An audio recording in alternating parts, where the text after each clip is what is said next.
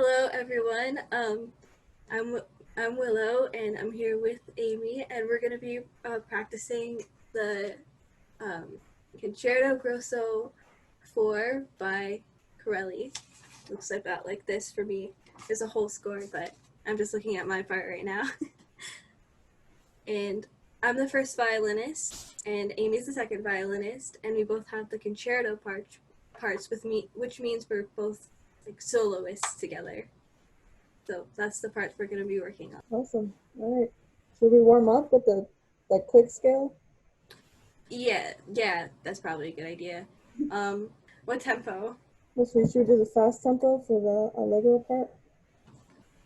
Yeah. Oh, and we could do it 16ths each time to like, Oh, okay, that's a good idea. yeah. 84. Let's go to our highest D though, because we play it in the piece. Oh, yeah, okay. It's a good idea. So open D all the way to D on the string. Okay. One, two, ready, go.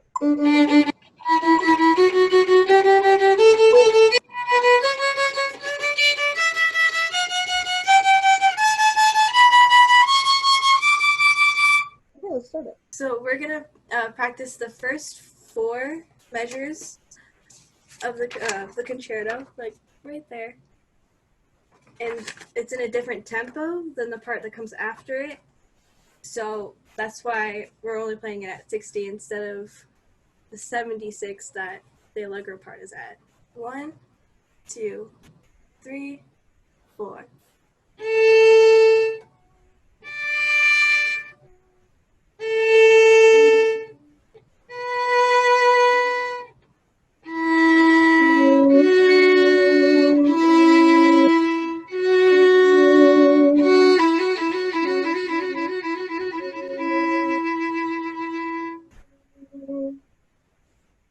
That's good.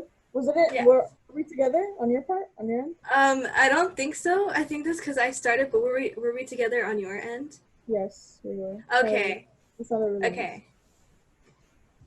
I Okay. wasn't sure because like I at some point I think I slowed down a little bit in the third measure of that because I was like wait, but So the main thing in these first four measures, well, the whole piece, especially for the soloists, so Willow and I, we look at each other because we're a team, so we have the melody at different parts, and this four measure bar is introduction to the the takeoff, like the plane. So we look at each other, we move with our bodies to show that we're together, that we're communicating with the music and our eyes and our body. I think we should do it again. yeah. So are we doing 8? Okay, because Miss Francis is always very specific with me on this trill at the end. She says Oh to yeah. do it 8 times exactly, and then the rest just do a long bow, but make it go up at the end. Oh okay. I'm not sure I got that part where it goes up at the end. So this is what Okay, let me write that in. this is what I have. Oh my gosh, you cannot see it. Oh, okay, thank you. So she says Okay. do a trill 8 times, do it slow, and then go down and up. Okay. So 8 times is in like.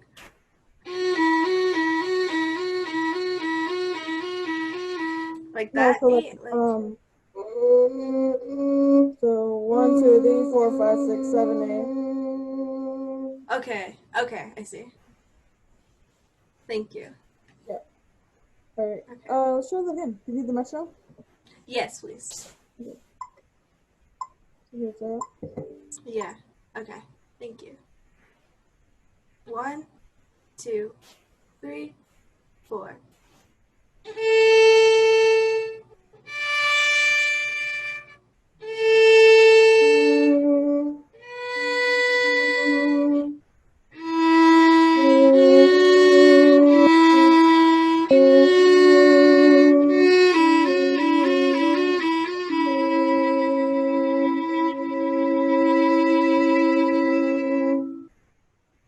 So are you the one? That was great, by the way. Are you the Thank you. one Yeah. holding Are you holding that? Like, are we watching you, or are we actually doing it for the?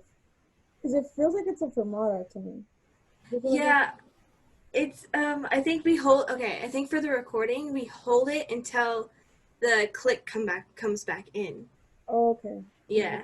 I'm not entirely sure. I know when it comes in, but like I can't hear it right now, so I don't remember Right. exactly how long it is, so just Okay. kind of estimating. Okay, that makes sense. Okay. I forget that I'm recording this and we're not doing it live, so I'm asking Yeah. you these questions. Okay. I think that was good. Should we go on to the Lego? Yes. Okay. This one might be a little bit harder just because I know on my end we're not like quite lined up, just probably because I'm going first, so there's like the lag coming back to my end. Yeah. But if it sounds good on your end, then we're probably fine. Okay, so now we're moving on to the Allegro. The first Allegro starts on measure 5, like right here with all these 60s notes. There we go. And if you listen, we're not going to be quite together even though we're playing together, just because our parts are set up like a duet. So we're not playing at the exact same time. We kind of play off of each other for the most part. I think there are a few places where we are together, but for the most part, it's like we're switching back and forth, almost like our parts are like arguing. Yeah. Pretty much. Like you're talking and then I'm trying to talk over you and then you're talking even louder, like going higher up the violin. And then I'm like, no, no, no, no. And then basically what we're doing. But we're still a team. We're just really excited, so we want to talk at the same time. Yeah, we're Okay. still working together. Yes. Oh, wait, okay, so it's at 84, but did you want to play at the, or did you Do you want to want practice rehearsal? under tempo? Yeah. Okay. Let's do the what was it? 74? I think it was, I had it at 76, I think that's how we were practicing Okay. it. There goes. All right, here's 76.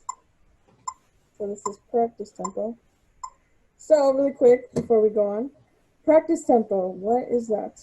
Practice tempo is basically you need to learn how to crawl before you can walk, and you need to learn how to walk before you can run. So I'm not gonna take this piece when I'm practicing it super fast at first because I'm practicing. How am I supposed to get all these notes perfectly in rhythm and in tune if I have never seen it before? So we gotta slow down, analyze it, look ahead to see what's going on in the piece. Okay, look at your time signature, look at any accidentals, look at some rhythm that is confusing to you, count it. You can write in the counting. That's what I do sometimes and it's really hard. Watch where your bow goes up and down, and then as far as me, I watch Willow because she's the one who's saving me. So now we can start. Well said. Okay, here is 76. All right. 1, 2, 3, 4.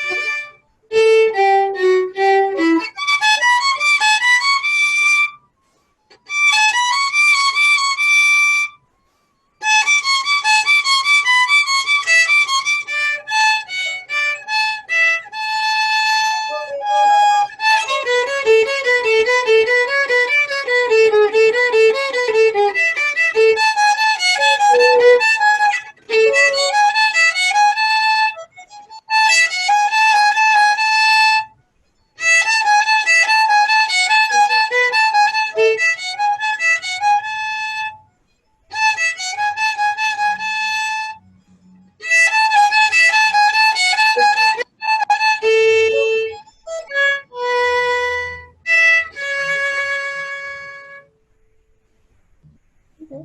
We ended together on my part. Yeah, On we my ended end. up together for me too. So, Okay. how did it sound? Did It we sound sounded good. together? I've never heard that was awesome. I'm always excited when I hear us playing and we're actually in time and I don't have to worry about the lag. So Oh, yeah. that's Okay. exciting. I'm sure it sounded really good, but like on my end, it's just still not together. We ended together though, so that was Okay. cool. And you sounded good from like what I could hear. All right. Okay, so one thing I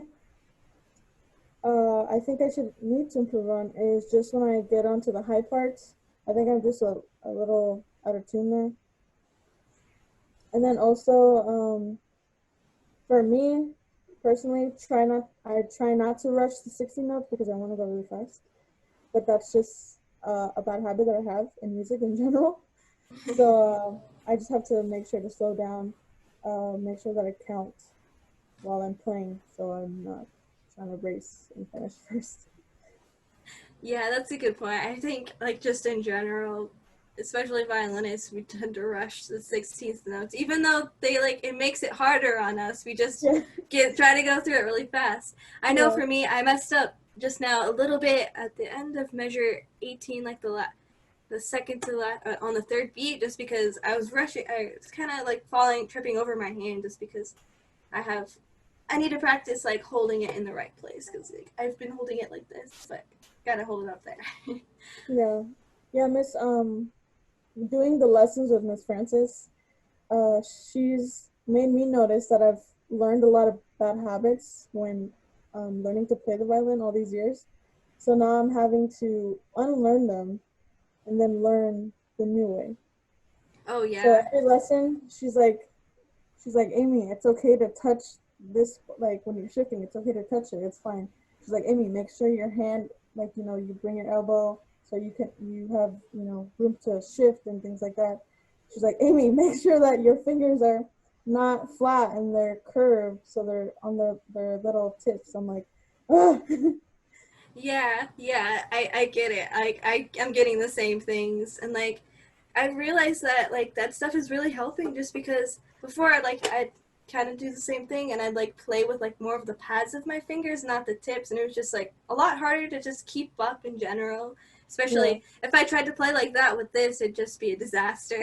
yeah, yeah. So she knows what she knows what she's doing. It's just hard for me to unlearn something that I've been doing for so many years. Yeah, the this yeah, just to make sure. Yeah, I think we were in time, but like I said, I can't really tell. for for me, we were actually doing it. So Nice. That's really cool because we haven't even practiced together until just now. That shows how much personal practice helps. right, right. Here's Should we raise it up a bit? The tempo? Yes. Okay. I think that would be I think beneficial. I think we should go to 80. Okay. This is 80 right here. Okay. 1, 2, 3, 4.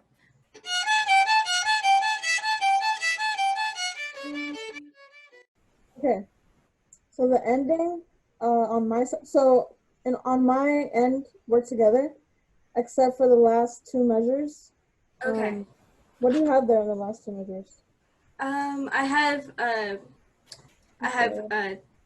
two sets of 16th notes on beat 1 and 2, and then I have a quarter note on beat 3, then a quarter rest and quarter note, then no, not a quarter, an eighth rest, then an eighth note, and then on beat 1 of the next measure, it's a quarter note, then an eighth rest, then an eighth note, then a half note. Okay. Um, let's try measure 23. Okay. I might have rushed it a little bit. Okay. Let's try it. Measure 23. Okay. Here's the tempo. 3, 4. All right. Go for it. Okay. 1, 2, 3, 4.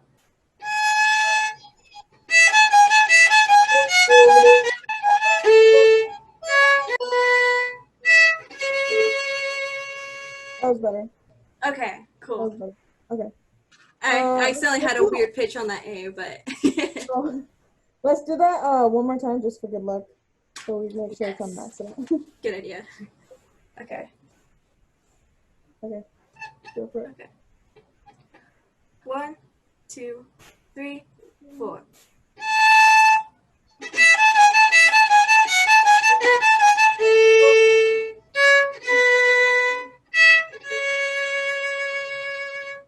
Okay, yeah, we weren't together in that part. Okay. Yeah, hold on. Let me. Luckily, I have the score. What does it show for you? Like where on those two measures for the on the score? That's what I mean. Um. So okay, the first part. So yeah, you have a quarter note, and then the little 16 note thing that we usually do, Okay. and then I have the 16 notes at the end. So basically, I'm 16 notes, you're 16 notes, then I'm 16 notes, and then we both end on a half note. Okay. So I think watch out for the eighth rests maybe at the end of it. Yeah. Yeah. Make sure they're Yeah. not quarter rest. I mean, that's all I'm thinking Okay. of. Do you think it was I ended too soon? Too late. Too okay. So I was ending before you. Okay. So I think I might have because I was having a problem with rushing them, so I probably was like overcompensating. Over whatever. Overcorrecting. There, that's the Yeah. right word. Not compensating. Okay. All right, let's try that like two more times to figure it Okay.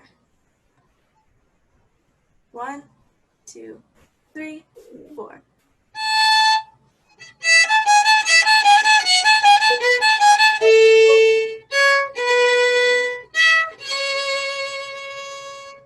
out. There we go. Really breaking down like what the root of the problem is to fix it and not just playing it over and over again is what really helps us like practice, because if we just try doing the same thing over and over again, we're not going to get anywhere. So we have to like try extra hard to like identify the problem. So for us, we figured out that I was doing it too. I was holding out the rest a little bit too long, which made us end not at the same time. So figuring out that little detail helped us fix those entire two measures, and we ended at the same time. So from 5 again to 25. Mm-hmm. Okay. Should we go performance tempo now? Sure. Okay. So here's 84. Okay. Thank you. So 1, 2, 3, 4.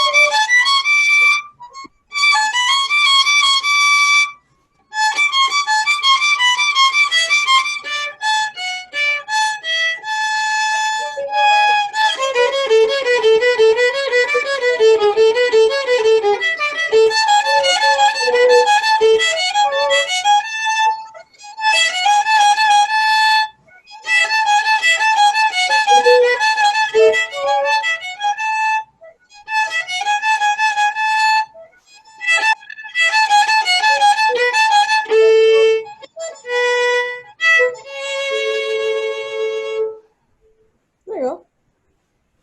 How did this sound? We ended together on my part. Nice. Okay. All right, that's cool. I don't know if it was my side, but there were parts where I couldn't hear you, so I think it was like trying to lag. So I was like, oh goodness, like I'm gonna lose my Oh. spot. But Okay. Yeah. something that's really to our fans, something that's really important in music in general is to acknowledge the other instruments around you.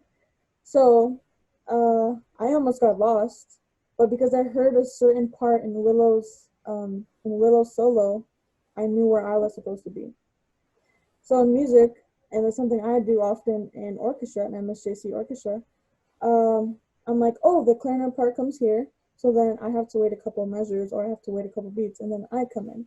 Or oh, I hear the cellos playing that melody, so I'm gonna play under them, something like that. It's really helpful.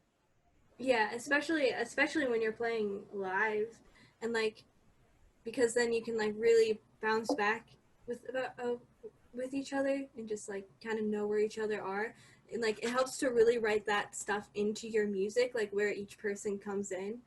So I have Amy written in a few parts. It's not on this piece because I lost the other piece. I had all those notes on, but I remember where she was just because I practiced it with those other notes for so long, and just because I know in general the piece is just kind of a back and forth. So every time I don't have 16th notes, she probably does. Right. And like even with if you're recording not with a live, or even if you're playing not with like a live orchestra, just recording and listening for the cues in the track that you're playing with helps a lot too. So you could write that in. So like for us, since we're going to be recording it like by ourselves just with the track, we have written in where we come in like in relation to just like the clicks. So for in between the adagio and the allegro, we have a space where we hold out the final note, and we just hold it out, and then when the click track comes back in, it goes, it counts off for the allegro part in that tempo. So we listen to that, and we have, I think it was 3 measures before we come in. So after those 3 measures, we come in at measure 5, and because we don't have the harp, that it doesn't come in instantly right there, I don't think. Yeah, it's just you have you. to really listen for hey, huh? The first measure 5, it's just you. Like you're the only Okay, one. yeah. So I don't think the harp comes in until the second measure. So I know personally I have to just make sure I really listen to the click, because a click can be like, or a metronome. It's just a metronome. Click and metronome, basically the same thing. So I have to really make sure I listen to the click and count the beats to know where I am, because that's also a cue. Yeah, listening to a metronome gets some.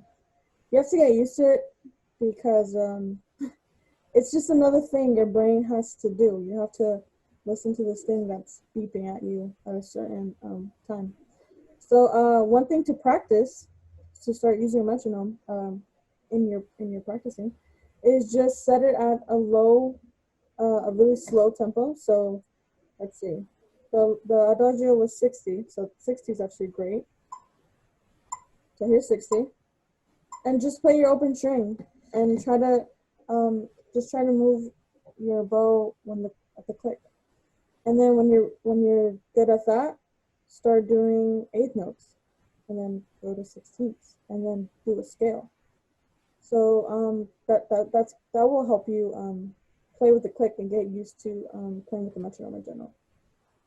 And something that can help you with getting past just quarter notes is subdividing in your head. So every time you hear the click, you can count with it in your head and go 1 and 2 and 3 and 4 and, or 1E and a 2E and a 3E and a 4E and a. Sometimes that can help, but sometimes like if you just have a bunch of like half notes it's not always that useful, because then it just clutters your head. But especially like for us with our 16th notes, we're kind of subdividing in our head while we play them, so we can like stay on beats. Because every time you hear like the click, we know that we're supposed to be on the next set of 16th notes. So we just kind of internalize that beat, so we make sure we get where we need to be. Yes. So we not only are we counting, we're subdividing. So that's another part of our brain. And we're also anticipating not only our parts, but other players. So like I'm anticipating Willow only plays a measure 5, just her alone. I'm anticipating her measure, and then I come in. Just like the cellos anticipate us, then we all play together, In music, that's just how it is. We anticipate each other. Okay, so just make sure that when you're practicing, you make sure you break down the problem, you practice with a net metronome. And if you're having a trouble with a specific part, like maybe certain fingerings or certain bowings or keeping the time, you just break down that specific thing and drill that a few times until you get it, and then reincorporate it back. And that's all. Thank you for watching. Have a great day. Make sure you like and subscribe. Hit the bell below.